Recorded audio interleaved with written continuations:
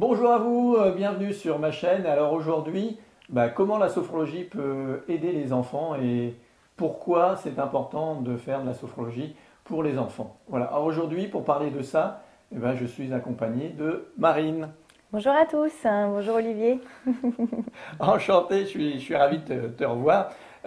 Alors effectivement, toi, tu peux te présenter, qui es-tu? Oui, alors moi je m'appelle Marine Bourgeois-Rattel et puis je suis sophrologue donc installée en cabinet sur Maintenon, voilà. Ouais. Je suis spécialisée en périnatalité et puis j'accompagne également les enfants, que ce soit en séance individuelle ou bien dans les ateliers de groupe, dans la bulle des émotions, entre autres. Ouais, d'accord. Voilà.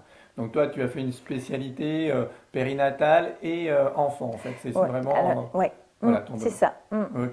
Et tu peux nous raconter un petit peu ton parcours, comment tu en es arrivé là? Oui, alors moi j'ai commencé en tant qu'infirmière, hein, voilà.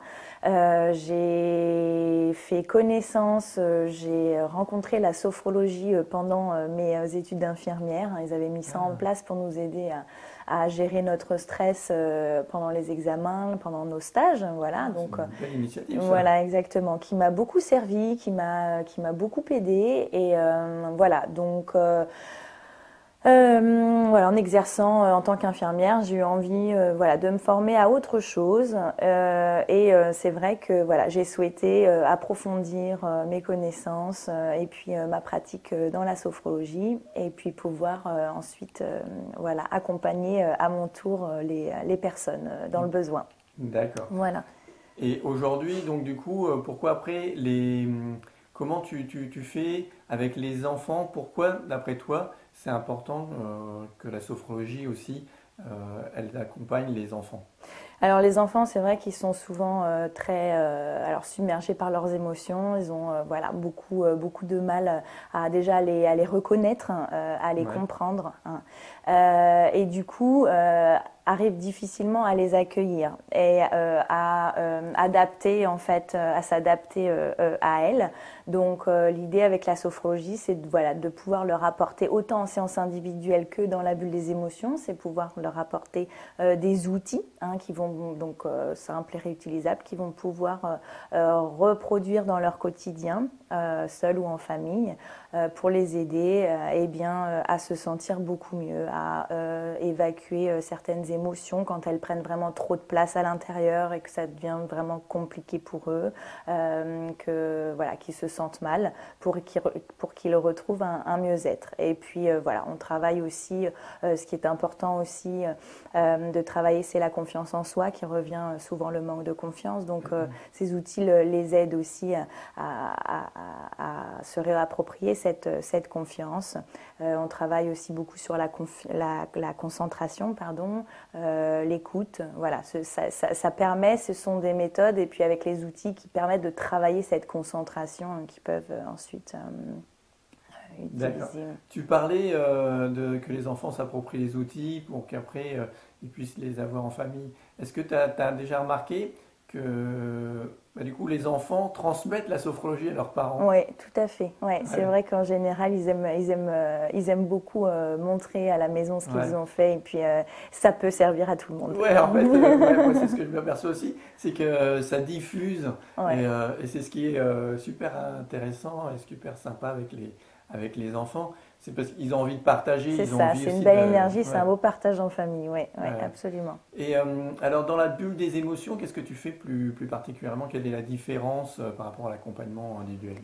Alors, dans la bulle des émotions, bon, bah, déjà, ce sont des ateliers de groupe, hein. J'accueille jusqu'à 10 enfants dans les groupes. Et donc, c'est un concept qui a été créé par une sophrologue sur Marseille, hein, qui a pensé et développé ces ateliers de la bulle des émotions et qui forme du coup des sophrologues pour pouvoir animer ces ateliers. Et donc voilà, ce sont vraiment des ateliers qui sont ritualisés. À chaque séance égale un thème, hein. Il y a vraiment beaucoup de thèmes qu'on aborde.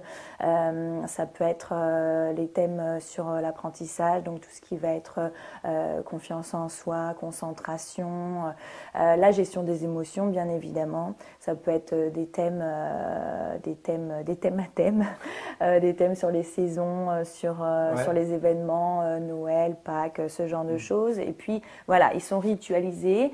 Les enfants s'expriment autour de leurs émotions, partagent un petit peu leur expérience, voilà ce qu'ils ont envie de partager à ce moment-là.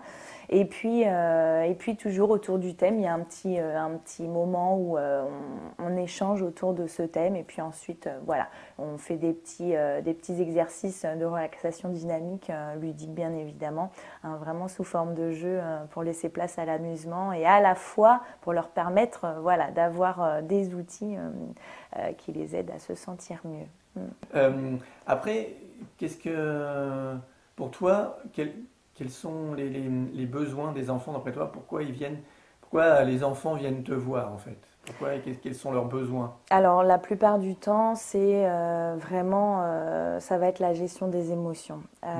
Souvent, c'est les problèmes de colère qu'ils n'arrivent pas du coup à comprendre, à maîtriser. Donc on travaille beaucoup là-dessus pour leur expliquer que la colère c'est normal, mais qu'il y a des manières pour qu'elle prenne quand même moins de place à l'intérieur parfois et pour s'apaiser plus facilement.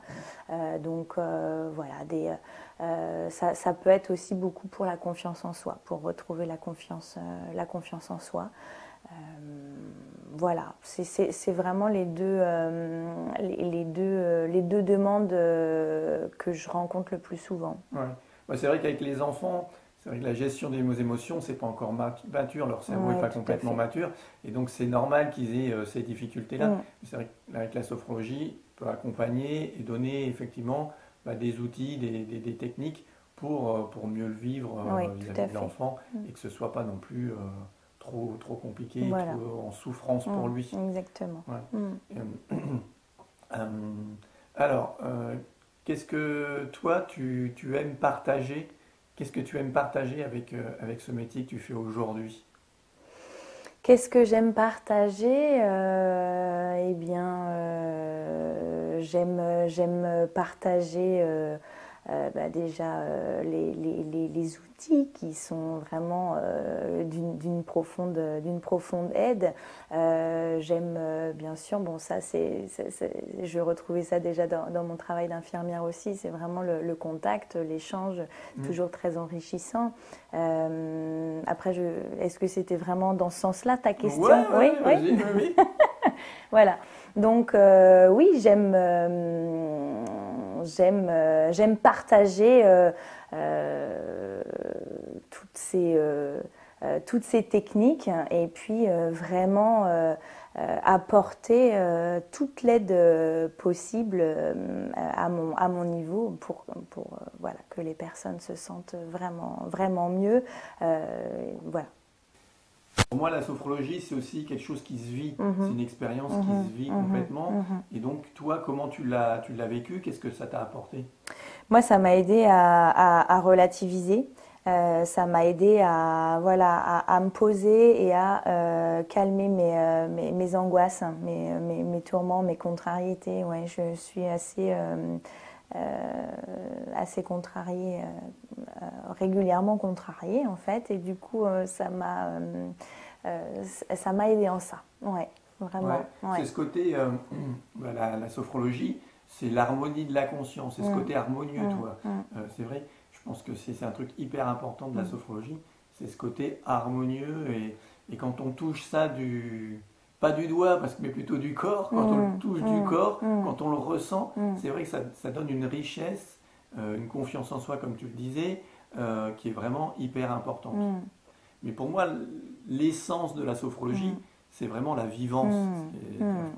Crescedo a appelé la vivencia. C'est vraiment ça, c'est ressentir la vie, ressentir ces sensations, ces choses en soi. Et pour moi, c'est vraiment... c'est quelque chose qui a transformé ma vie, c'est quelque chose qui a vraiment changé ma vie. Et c'est quelque chose que du coup, je ne veux pas perdre et du coup, que j'alimente. Et je pense que je dis souvent aux personnes qui viennent me voir, la sophrologie, il y a un inconvénient. Vraiment, il y a un inconvénient, c'est qu'il faut pratiquer. C'est que si tu ne pratiques pas, la sophrologie, elle n'a pas d'efficacité. Et l'exemple que j'aime bien donner, c'est on se brosse les dents tous les jours, on prend sa douche tous les jours, voilà, mais on ne s'occupe pas de son mental tous les jours. Et je pense que ne serait-ce que 5-10 minutes par jour, quand tu as des outils que tu sais, et voilà, dire une fois que je me suis brossé les dents ou une fois que j'ai pris ma douche, je prends 5 minutes pour m'occuper de mon mental, pour travailler sur moi. Merci pour ton partage. Aujourd'hui, si les gens ils veulent venir te voir, comment ils font? Je suppose que tu as un site. Oui, j'ai un site internet, donc c'est www.sophrologie-zen.fr, voilà, où j'ai une page Facebook également, Sophrologie Zen, Marine Bourgeois-Ratel. D'accord. Voilà. Et donc ton cabinet est sur Maintenon? Sur Maintenon, oui, en Eure-et-Loir. Est-ce que tu agis aussi, tu fais des ateliers ailleurs? Oui, je fais des ateliers, j'interviens dans les salles communales ou en milieu associatif également pour développer un maximum ces ateliers. Dans la région de Chartres? Oui, c'est ça. D'accord. Bon, très bien. J'espère que vous aussi, ça vous a permis de découvrir que la sophrologie a apporté beaucoup pour les enfants sur la gestion des émotions comme on l'a vu. Et puis si ça vous intéresse, n'hésitez pas à prendre contact avec Marine. Je vous dis merci beaucoup. Au revoir. Prenez bien soin de vous. Merci à tous. Au revoir Marine. Au revoir Olivier. Merci.